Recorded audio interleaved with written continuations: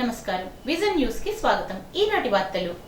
ప్రతి 2-3 కుటుంబాల్లో క్యాన్సర్ కు ప్లాస్టిక్ ఒక కారణంగా ఉందని ప్రజలు స్వచ్ఛందంగా ప్లాస్టిక్ నిర్మూలనకు ముందడుగు వేయాలని జిల్లా కలెక్టర్ చదలవాడ నాగరాణి అన్నారు। శనివారం భీమవరం కొత్త బస్టాండ్ ఎదురుగా ఉన్న ఎస్జేజేఎం హై స్కూల్ ఆవరణలో స్వర్ణాంధ్ర స్వచ్ఛాంధ్ర కార్యక్రమంలో భాగంగా ఈ 3వ శనివారం సోర్స్ రిసోర్స్ అనే అంశంపై ఏర్పాటు చేసిన కార్యక్రమానికి collector, Bhimavaram municipality special officer మరియు జాయింట్ కలెక్టర్ సంయుక్తంగా పాల్గొన్నారు। ఈ సందర్భంగా కలెక్టర్ మాట్లాడుతూ ఈ రోజు క్లాత్ బ్యానర్ పై పెయింట్ వేసి ప్రదర్శించడం చూస్తుంటే చాలా సంతోషంగా ఉంది అన్నారు। ప్లాస్టిక్ మన ఆరోగ్యాన్ని ఎలా కబళిస్తుందో తెలిసి కూడా దానివైపే మొగ్గు చూపడం అవసరమా అని ప్రశ్నించారు। జిల్లా జాయింట్ కలెక్టర్ మాట్లాడుతూ 2014లో రెడ్ ఫోర్ట్ నుండి భారత ప్రధానమంత్రి స్వచ్ఛ భారత్ కార్యక్రమాన్ని ప్రకటించడం జరిగింది అన్నారు। నాటి నుండి నేటి వరకు దేశవ్యాప్తంగా వివిధ కార్యక్రమాలను చేపట్టి అమలు చేయడం జరుగుతుందని అన్నారు। కార్యక్రమానికి హాజరైన వారితో కలెక్టర్ స్వచ్ఛాంధ్ర ప్రతిజ్ఞను చేయించారు। చివరిగా కలెక్టర్ చేతుల మీదుగా మహిళలకు గుడ్డ సంచులు, ప్లాస్టిక్ ప్రత్యామ్నాయ వస్తువులను వ్యాపారస్తులకు అందజేశారు।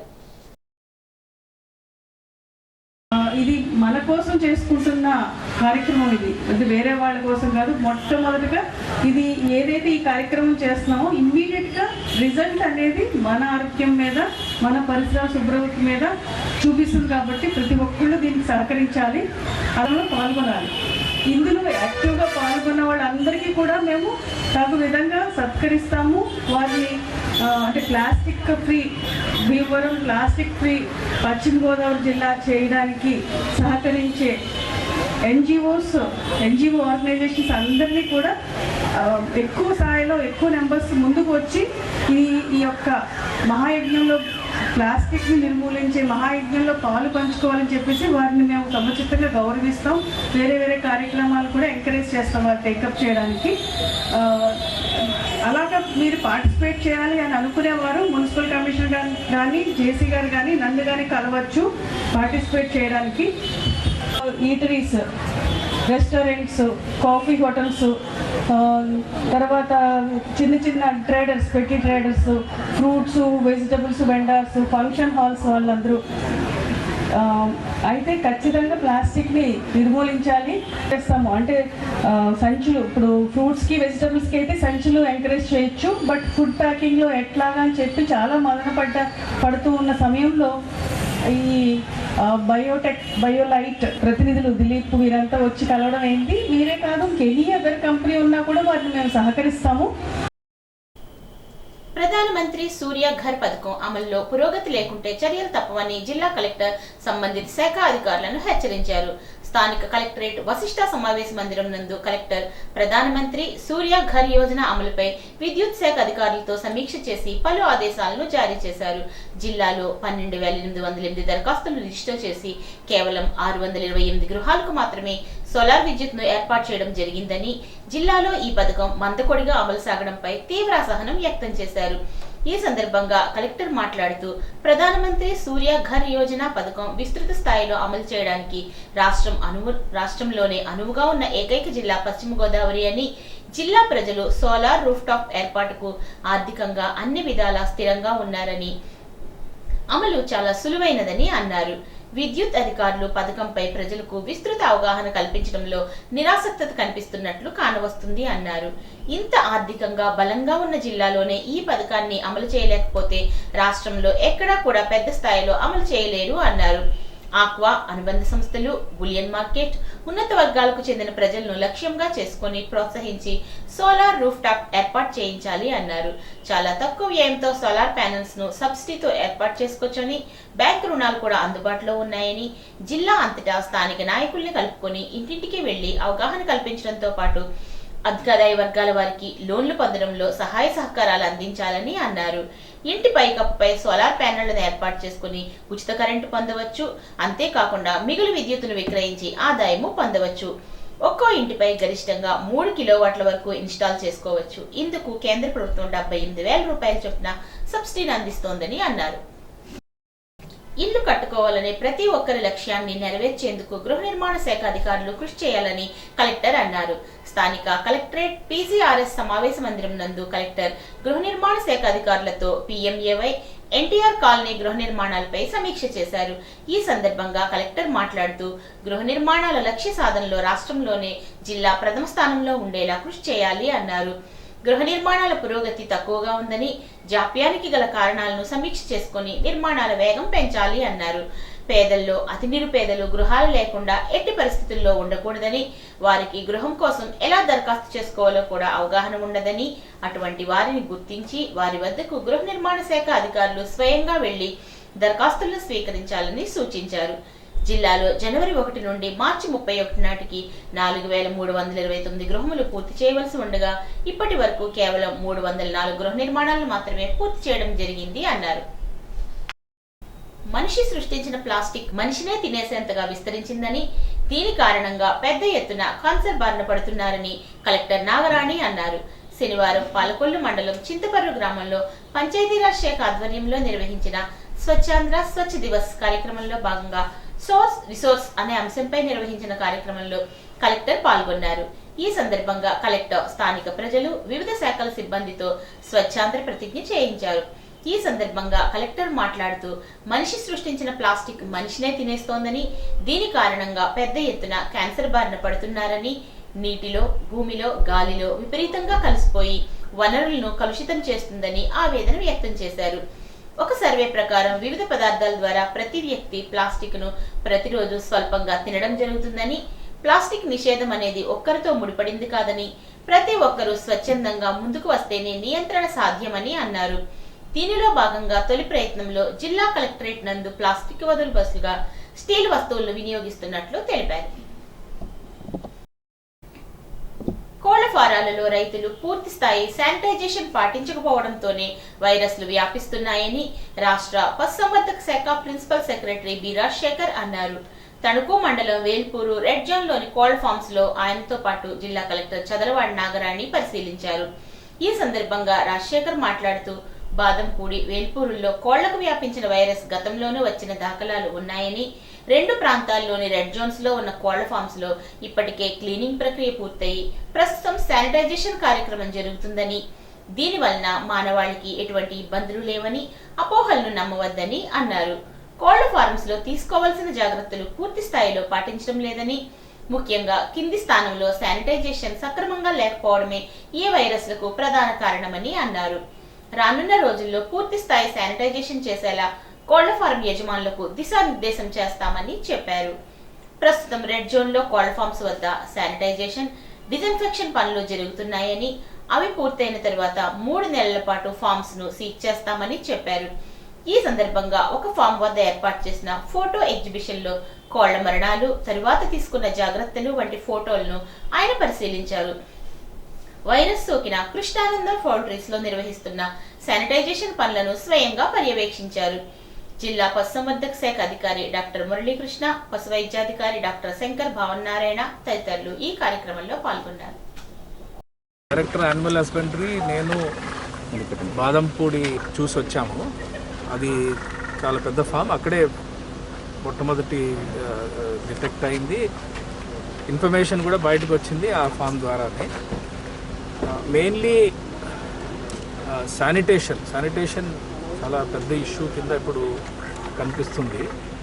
ముఖ్యంగా ఈ షెడ్స్ కింద ఉన్న లిట్టర్ లైమ్ వేసి అది సొలిడిఫై అయిన తర్వాత తీసేస్తూ ఉండాలి, స్లరీగా ఉండకూడదు.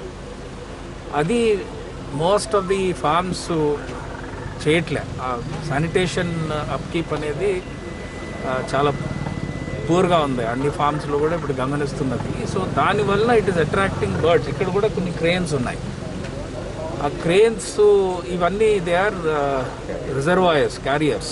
అవి సిమ్టమ్స్ ఎగ్జిబిట్ చేయవు, అసిమ్టమాటిక్గానే ఉంటాయి.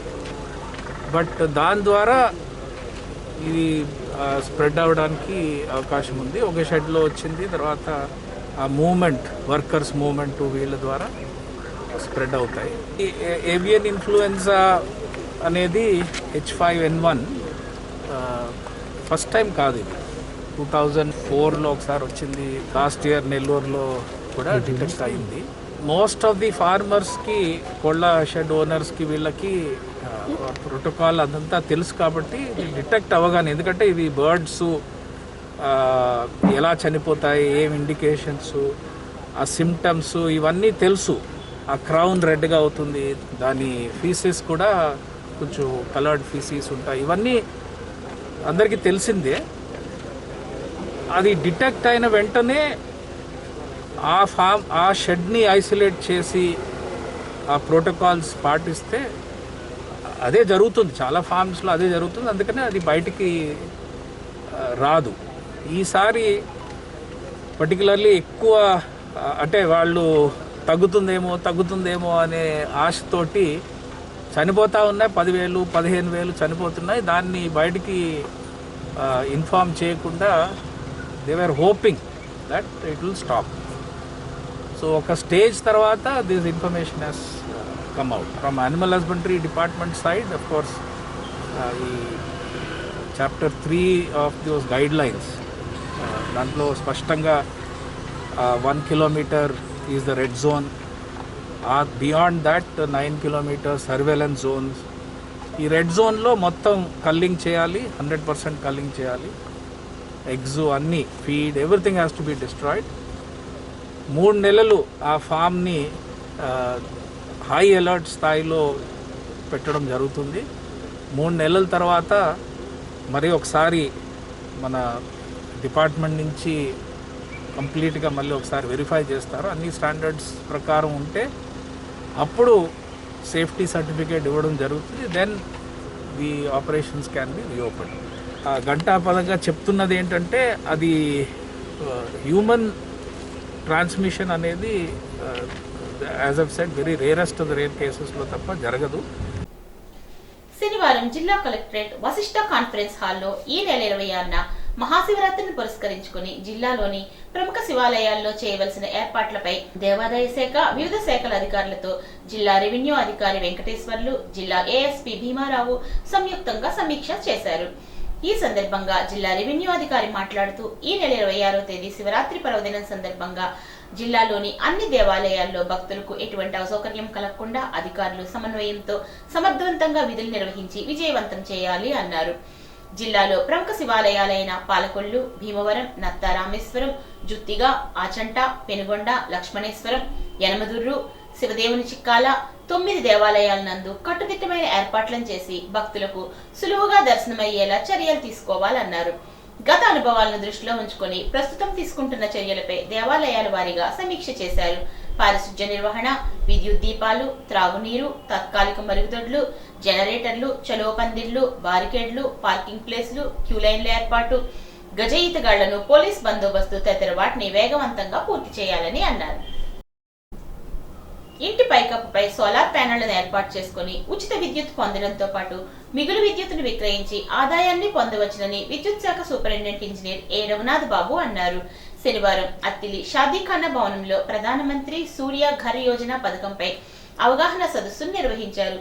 ఈ సందర్భంగా రఘునాథ్ బాబు మాట్లాడుతూ చాలా తక్కువ వ్యయంతో సోలార్ ప్యానెల్స్ ను సబ్సిడీతో ఏర్పాటు చేసుకోవచ్చని, పలు నేషనల్ బ్యాంకులు ఎటువంటి గ్యారంటీ లేకుండా రుణాలు కూడా అందిస్తాయని, ఒక్కో ఇంటికి గరిష్టంగా 3 కిలోవాట్ల వరకు సోలార్ ప్యానెల్స్ అమర్చుకోవచ్చునని, ఇందుకు గాను కేంద్ర ప్రభుత్వం 78,000 రూపాయల చొప్పున సబ్సిడీని కూడా అందిస్తోందని చెప్పారు. ప్రధానమంత్రి సూర్య ఘర్ పథకంపై గ్రామాల్లో ప్రజలకు అవగాహన కల్పించాలని కోరారు. ఈ పథకం వల్ల కలిగే ప్రయోజనాలను పలు కంపెనీలకు చెందిన సోలార్ వెండర్స్, విద్యుత్ వినియోగదారులకు అవగాహన కల్పించారు. ఈ కార్యక్రమంలో విద్యుత్ శాఖ EE K Narasimhamurthy, DEP Srinivasu, Attili AE K Nagaraju, TDP Janasena మండలాధ్యక్షులు ఆనాల ఆదినారాయణరావు, దాసం ప్రసాద్, పోతినేడి శ్రీనివాసరావు, విద్యుత్ వినియోగదారులు పాల్గొన్నారు. అసలు ఈ ప్రధానమంత్రి పిఎం సూర్య ఘర్ సూర్య ఘర్ అని ఎందుకు పెట్టారంటే, ప్రతి ఇంటికి సోలార్ ఉంటే పగలు మనం వాడుకునే ఎనర్జీ సోలార్ సిస్టమ్ లేనప్పుడు మనం మొత్తం కంప్లీట్గా నేషనల్ వైడ్ కూడా డిపెండ్ అయిపోయిన సిస్టమ్ లోడ్ ఏంటంటే thermal stations, base load stations మీద బేస్ అయిపోయాం. ఒక్క ఆధారిత పవర్ ప్లాంట్స్ మీద మనం బాగా ఆధారపడిపోయాం. మనకున్నటువంటి సహజ వనరులు కోల్ మైన్స్ అన్ని కూడా ఆల్మోస్ట్ అయిపోవడానికి దగ్గర పడ్డాయి.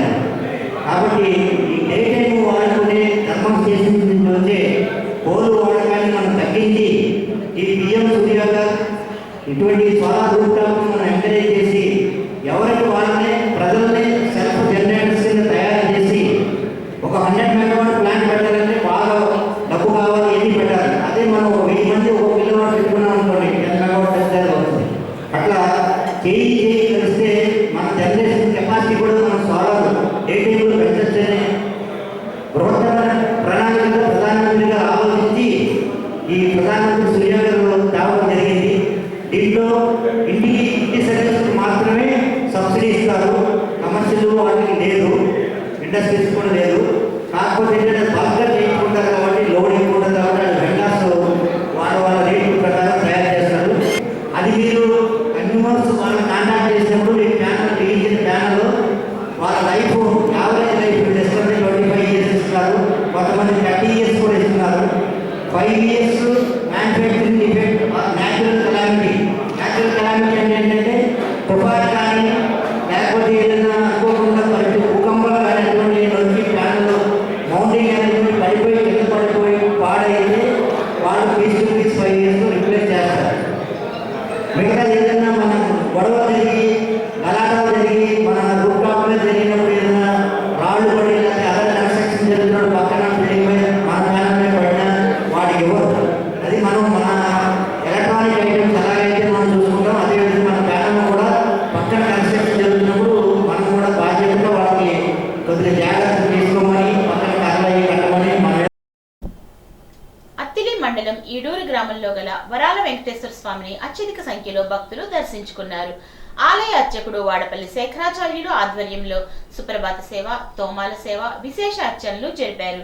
భక్తులకు దేవాలయ కమిటీ సహకారంతో అన్నదానం జరిగింది. రాబోయే ఉమ్మడి తూర్పు పశ్చిమ గోదావరి జిల్లాల పట్టభద్రుల ఎన్నికల్లో కూటమి ప్రభుత్వం బలపరిచిన అభ్యర్థి పేరాబత్తుల రాజశేఖర్ గెలుపు లక్ష్యంగా ప్రతి ఒక్కరూ కృషి చేయాలని తణుకు ఎమ్మెల్యే ఆర్మిల్లి రాధాకృష్ణ కోరారు. శనివారం తణుకు పట్టణంలోని వీకే కన్వెన్షన్ సమావేశ మందిరంలో బూత్ ఇన్ఛార్జీలు, కూటమి ముఖ్య నాయకులతో నిర్వహించిన సమీక్షా సమావేశంలో ఎమ్మెల్యే అధ్యక్షత వహించి మాట్లాడారు. బూత్ ఇన్ఛార్జీలకు కేటాయించిన 50 ఓటర్లను 1-2 సార్లు వ్యక్తిగతంగా కలిసి ఓట్లు అభ్యర్థించాలని, సాంకేతికతను వినియోగించుకొని ఓటర్లను గుర్తించి ప్రతి ఓటు పోలయ్యేలా క్షేత్రస్థాయిలో కృషి చేయాలని అన్నారు. ముఖ్య అతిథిగా విచ్చేసిన విద్యుత్ శాఖ మంత్రి, జిల్లా ఇన్ఛార్జ్ మంత్రి గొట్టిపాటి రవికుమార్ మాట్లాడుతూ కూటమి ప్రభుత్వం అధికారంలోకి వచ్చిన తరువాత జరుగుతున్న ఎమ్మెల్సీ ఎన్నికలను ప్రతిష్టాత్మకంగా తీసుకోవాలని, ముఖ్యంగా ఉపాధ్యాయుల ఓటర్లను వ్యక్తిగతంగా కలిసి ఓట్లు అభ్యర్థించాలని కోరారు. దానికి అనుగుణంగా రాబోయే ఈరోజు 15వ తేదీ కేవలం ఒక 9 రోజులు మాత్రమే ఉంది ప్రచారానికి. కానీ సో ఈ 9 రోజులు మీరందరూ కూడా అవేర్నెస్లో కష్టపడి మనం ప్రతి ఓటర్ దగ్గరికి వెళ్ళి, నేను కూడా గ్రౌండ్లో తిరుగుతాను, ఫీల్డ్లో తిరుగుతాను, మనందరం కూడా వెళ్ళి భారీ మెజారిటీ సాధించే విధంగా ఎవరో కూడా అప్రమత్తం అవుతండి, అప్రమత్తంగా ఉండాలి. ఎవరో కూడా ప్రతి ఒక్కరు కూడా దీని మీద సీరియస్గా తీసుకుని మన నియోజకవర్గంలో మంచి మెజారిటీ సాధించే విధంగా ప్రతి ఒక్కరు కూడా కృషి చేయాలనే సందర్భం మరొకసారి మిమ్మల్ని అందరినీ కూడా కోరుకుంటూ, ఈ సమావేశంలో మీరు ఇచ్చినటువంటి ఫీడ్బ్యాక్ కూడా రవికుమార్ గారు తీసుకున్నారు. వారు కూడా మన లోకేష్ గారి దృష్టికి, చంద్రబాబు నాయుడు గారి దృష్టికి తీసుకెళ్తారు. అలాగే ఒకటి కూడా గీత పెట్టాలంటే రోమన్ ఒకటి పట్టు, అది కూడా చెప్పాలి. మనం ఒకటి గీత పెట్టాలి, ఒకటికి మళ్ళీ అక్కడ కొమ్ము పెడతాం, ఆ కొమ్ము పెట్టకుండా ఒకటే గీత పెట్టి ఒకటి అనేది స్ట్రైట్ లైన్ ఉండాలి. పరిసరాల పరిశుభ్రత పాటించి ఆరోగ్యవంతమైన సమాజ నిర్మాణానికి ప్రతి ఒక్కరూ కృషి చేయాలని తణుకు జిల్లా ఆసుపత్రి సూపరింటెండెంట్ డాక్టర్ వెలగల అరుణ ఆసుపత్రి సిబ్బందిని, ప్రజలను కోరారు. శనివారం స్వచ్ఛాంధ్ర కార్యక్రమంలో భాగంగా వైద్య సిబ్బందితో ప్రతిజ్ఞా కార్యక్రమం నిర్వహించారు. ఈ సందర్భంగా పరిసరాల పరిశుభ్రతపై అవగాహన కల్పించి తదుపరి ఏర్పాటు చేసిన సమావేశంలో పారిశుధ్య కార్మికులను పూలతో సత్కరించారు. ఈ సందర్భంగా డాక్టర్ అరుణ మాట్లాడుతూ ఆంధ్రప్రదేశ్ను స్వచ్ఛాంధ్రప్రదేశ్ గా తీర్చిదిద్దేటట్లు చేయాలని కోరారు. RMO doctor Sai Balaji, doctor Sharada Prasuna మాట్లాడుతూ ఆసుపత్రిలోని పరిసరాలు పరిశుభ్రతగా ఉండే విధంగా పారిశుధ్య కార్మికులు కృషి చేయాలని, ప్రభుత్వం కూడా ఈ రోజు పారిశుధ్య కార్మికుల సేవలను గుర్తించి సత్కరించే విధంగా చేయడం ఒక శుభపరిణామం అన్నారు. ఆసుపత్రిలో ఇన్ఫెక్షన్లు ఒకరి నుండి ఒకరికి రాకుండా ఉండాలంటే పరిసరాలు పరిశుభ్రంగా ఉండాలని, ఇందులో పారిశుధ్య కార్మికులు కీలక పాత్ర వహించాలని అన్నారు. ఒక రోగికి ఆపరేషన్ చేసిన తర్వాత ఆ రోగి ఆరోగ్యవంతంగా ఇంటికి వెళ్ళాలి అంటే దానిలో మీ పాత్ర చాలా ముఖ్యమని అన్నారు. కోవిడ్ సమయంలో పారిశుధ్య కార్మికులు ఆసుపత్రి పరిసరాలను పరిశుభ్రం చేయడంలో చాలా కీలక పాత్ర వహించారని గుర్తు చేసుకున్నారు. ఈ కార్యక్రమంలో డాక్టర్ విఆర్ రాజేశ్వరి, ఇతర డాక్టర్లు పాల్గొన్నారు. అసిస్టెంట్ గవర్నమెంట్ అడ్వకేట్ ఏసీపీగా తణుకు కోర్టుకు గాజుల వీరవెంకట అప్పాజీని నియమిస్తూ ప్రభుత్వం ఉత్తర్వులు ఇచ్చినట్లు అప్పాజీ తెలిపారు. అప్పాజీ 2005వ సంవత్సరం నుండి న్యాయవాదిగా తణుకు కోర్టులో పనిచేస్తున్నట్లు తెలిపారు. ప్రభుత్వం తరపున కేసులను తణుకు నియోజకవర్గము, నిడదవోలు నియోజకవర్గంలోని ఉండ్రాజవరం, పెరవలి పరిధిలోని ప్రభుత్వ కేసులను అప్పాజీ వాదిస్తారని తెలిపారు.